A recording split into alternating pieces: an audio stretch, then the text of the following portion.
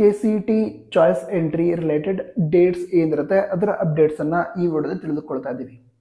ಈಗ result announce ಆದ ನಂತರ ನೆಕ್ಸ್ಟ್ ಪ್ರಾಸೆಸ್ ಅನ್ನೋದೇ ಚಾಯ್ಸ್ ಎಂಟ್ರಿ ಅಂತ. ಈಗ K C T related courses ಏನಿದ್ದಾವೆ, engineering, nursing, pharmacy, agriculture, veterinary, so ಈ ರೀತಿ ಈ ಎಲ್ಲ ಕೋರ್ಸ್ಗಳ ಈ ಚಾಯ್ಸ್ ಎಂಟ್ರಿ ಪ್ರಾಸೆಸ್ ಏನಿರುತ್ತೆ, 4 ಚಾಯ್ಸ್ ಇರುತ್ತಲ್ವಾ, ಸೊ ಅದಕ್ಕೆ ಸಂಬಂಧ ಚಾಯ್ಸ್ ಎಂಟ್ರಿ ಪ್ರಾಸೆಸ್ ಏನಿರುತ್ತೆ ಅದನ್ನು ಆಗಸ್ಟ್ 4ನೇ ತಾರೀಕಿನಿಂದ ಸ್ಟಾರ್ಟ್ ಮಾಡಲಾಗುತ್ತೆ ಅಂತ ಕೇದವರು ಈ ಹಿಂದಿನ ಶೆಡ್ಯೂಲಲ್ಲಿ ಮೆನ್ಷನ್ ಮಾಡಿದ್ದಾರೆ.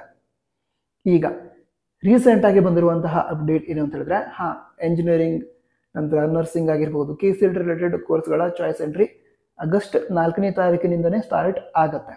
ಆದರೆ ಈಗ ನೀಟ್ ರಿಲೇಟೆಡ್ ಕೋರ್ಸಸ್ ಏನಿದಾವೆ, MBBS, BDS, BHMS, ಸೊ ಈ ಎಲ್ಲ ಕೋರ್ಸ್ಗಳಿಗೆ ಸಂಬಂಧಿಸಿದಂತೆ ಚಾಯ್ಸ್ ಎಂಟ್ರಿ ಏನಿದೆ ಅಂದರೆ ಸೀಟ್ ಅಲಾಟ್ಮೆಂಟ್ ಆಗಸ್ಟ್ 2ನೇ ತಾರೀಕಿಗೆ ಆಗುತ್ತೆ.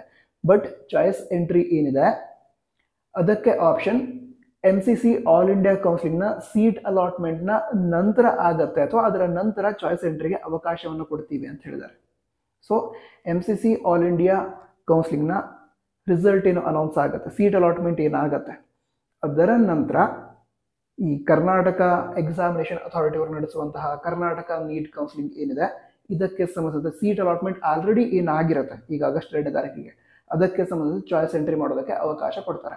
ಯಾವ ಹೇಳಿ, MCC ಆಲ್ ಇಂಡಿಯಾ ಕೌನ್ಸಿಲಿಂಗ್ನ ಸೀಟ್ ಅಲಾಟ್ಮೆಂಟ್ ನಂತರ ಕರ್ನಾಟಕ ಎಕ್ಸಾಮಿನೇಷನ್ ಅಥಾರಿಟಿ ಅವರು ನಡೆಸುವಂತಹ ನೀಟ್ ಕೌನ್ಸಿಲಿಂಗ್ನ ಚಾಯ್ಸ್ ಎಂಟ್ರಿ ಪ್ರಾಸೆಸ್ ನಡೆಯುತ್ತೆ. ಸೊ ಇದಿಷ್ಟು ಅಪ್ಡೇಟ್ ಆಗಿತ್ತು. ವಿಡಿಯೋ ಸಹಾಯ ಆಗಿದ್ರೆ ಲೈಕ್ ಮಾಡಿ. All the best. ಜೈ ಹಿಂದ್. ವಂದೇ ಮಾತರಂ.